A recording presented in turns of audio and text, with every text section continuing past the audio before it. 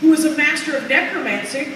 She uses black mana. She's charismatic, witty, attractive, but profoundly egocentric. Though she appears to be in her 20s, she's actually over a century old. That's from Wikipedia, assholes. People who use black mana have a love of power, ambition, greed, death, corruption, and sacrifice. It's complex and alluring. Intimidation is a great weapon of wizards who wield black mana. Liliana Vest, that's her name. Our Romeo, Jace Beleren. That's right, Jace Beleren. Anyway, he's clairvoyant. He uses blue mana for illusion and telepathy. He's a bit reserved, but has a decadent nature. Blue uses and encourages intellect, reason, illusion, logic, knowledge, manipulation, and trickery. Controlling minds and countering decisions made by others is Jace's great power. Jace Beleren is our Romeo. Okay, let us begin.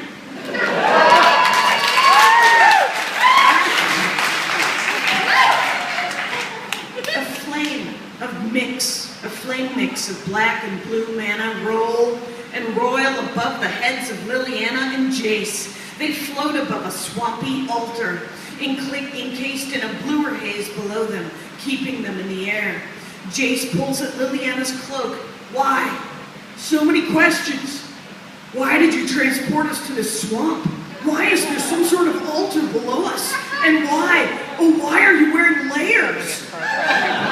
He pauses to take the cloak off. Wait, is this my cloak? I've been looking for this. Liliana laughs and pulls it off to reveal herself nude. I took it at that last weird gate you had us meet. You don't exactly do boyfriend t-shirts I can take as trophies. Jace's breath caught as her bowed body was revealed. He cups both her breasts in his hands and bends his mouth to her body. He chokes, her nipple against his tongue. Boyfriend? Then he shrugs and sucks at her breast. Liliana presses her body against his armor and tunic, undoing clasps and dropping them into the air. Jace looks up and reinforces his defy gravity spell. To keep his garments from falling into the muck, she releases his belt and drops his pants, revealing his staff. It's large and hard, and there's a blue mist swirling around it. She cups his testicles and waves a hand over the head of his penis, and a crotch-sized set of black leather chainmail drapes over his balls. Jace cries out, "Yes!" and kicks his pants to join the rest of their clothes. They start falling toward the altar as Jace's concentration is taken from his spell-making to deliberate on his dick.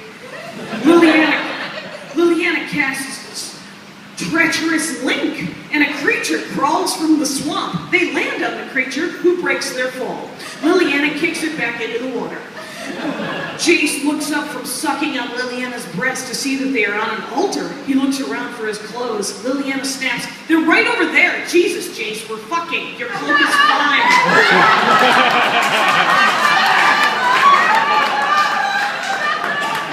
She grabs him by the hips and places him on top of her. He rolls them over so she's on top and says, mesmerizingly, "Suck my dick." Gently. She blinks, and there's a small amount of rage in her eyes, and then she smiles. "My pleasure." Her hands hold his shoulder as her mouth goes down his body. Her hands follow to touch his chest and hips. She tenderly takes the leather netting from his crotch, and she begins to lick and suck and kiss on his dick and balls. Jace stares at the sky and sighs and smiles. He retires his suggestive control over her mind, and Liliana looks up at him and squeezes. Not hard, but not gently. He looks down at her and smiles. "You like it." And she says, "And you like this," and sucks hard. Jace rolls her over again and looks down into her eyes. What is this place? I can feel the stirring of my powers, but enhanced by your power. Liliana grins fiercely. Oh yes, oh yes. This is one of the altars of Ashnod. Our manas mingle and give us each more power. Want to really enhance your power? She starts to sit up. Jace moves his hand in his hips and he slides his dick inside her. I feel pretty powerful. Can you feel my power?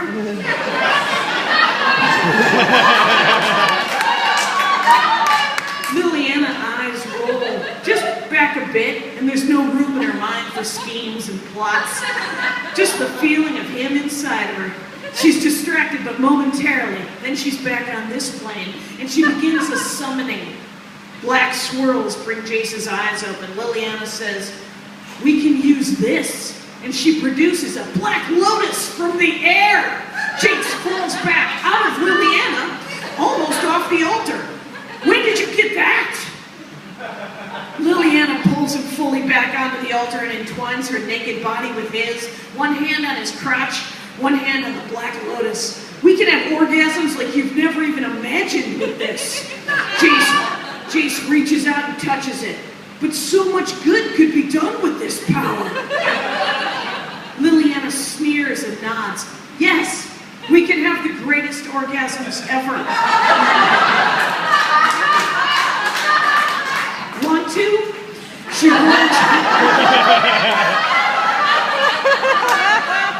She rolls off of him and crawls towards the center of the altar. He crawls after her. His magic, the last thing on his mind as his hands reach up to touch her.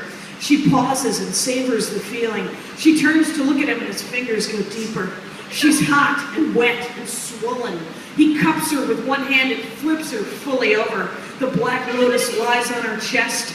His hand goes involuntarily towards it, but he stops, forces his mind to this moment. He drops his head to her navel. He trails lingering hot kisses down her quivering belly to the soft curls at its base. Yeah, she has pubic hair, you guys. Yeah. It's a good idea. Yeah, it's nice. She's already aching, arching, knees parting, hips tilting, one hand on his head, one on the black lotus, as she instinctively offers herself to the next heated caress. His tongue slides lazily across her flesh, slow but relentless. Not harsh, but insistent, inexorable. Black mana and blue mana cavort in the sky above them, and for a moment it feels to Liliana like she might fly like a wizard who wields the blue mana. Jace looks up and says, brute force can sometimes kick down a locked door, but knowledge is a skeleton key. Then he grins. Liliana takes a mental step away from her body and thinks, he's good at this. I could let this go on and we could use the Black Lotus to kill each other with our orgasms. Or I could complete my task. She thinks, Zendikar, Chandra is wandering around looking for the Dragon Scroll in the Eye of Ungin. Liliana knows Chandra will trigger the prophecy by being there, thus releasing the Eldrazi. And she'll die fighting them. Liliana isn't too worried about Chandra. She's worried about the Eldrazi. And this is all Jace's fault, so let him fix it. Make him fix it. She rolls over and taking him inside her, savors the feeling of fullness and keeps rolling off of him. She casts Demon of Death's Gate, using Jace's mana from their combining and her own power. Jason looks up terrified to see a flying, trampling demon grab a hold of him. What? He never gets to finish because the demon snaps his neck. Liliana is drained. To bring the demon to do this costs some of her own life energy. Energy even more valuable than mana. But she wasn't done. She stands naked above Jace and uses the Black Lotus and what was left of her own power, and she casts Resurrection. Jace coughs and rolls to his feet. What the fuck? He stretches his neck and touches it. It's bruised but whole again. Liliana bends down, picks up his robe, and puts it on herself. I think the saying is, bros before hoes, Jace. Remember the dragon scroll from the Sanctum of Stars? Chandra, Nalar, and the small task you did for the Infinite Consortium? Find the scroll, take it from Chandra, mind wipe her memory? Remember that task? Jace stood, disoriented, but alive. You killed me! Liliana laughed, a little weakly, as she was pretty tired from the sex and the magic. Yeah, that's right. I forgot to get a safe word from you. She pauses, gathers her energy, and looks him in the eye. I needed your full attention. I think I have it now. I have a task for you, and you're gonna do it. Jace looks back, regrouping. Why should I? You fucking killed me!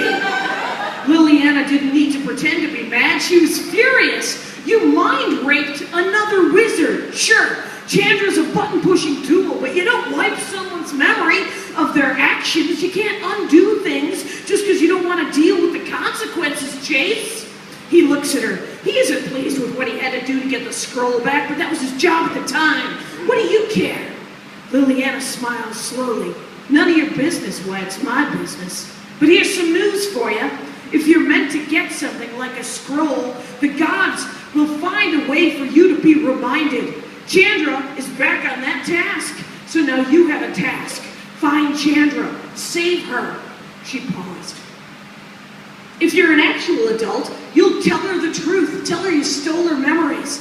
Or return them. It might hurt less if you don't fight so hard, but I doubt it. Ha! And if you have the balls to do that, I suggest you bring fire protection. She throws a mean fireball. Liliana begins to walk into the swamp, looks back and says, oh, and don't fuck her and then tell her. Jace looks surprised. Liliana laughs as she turns back to the swamp. A creature rises to be her mount. No, Jace, I'm not a telepath. I just know how some men think. Do the quest. Don't fuck it up. It matters more than all three of us. I'm stealing your robe. Get another.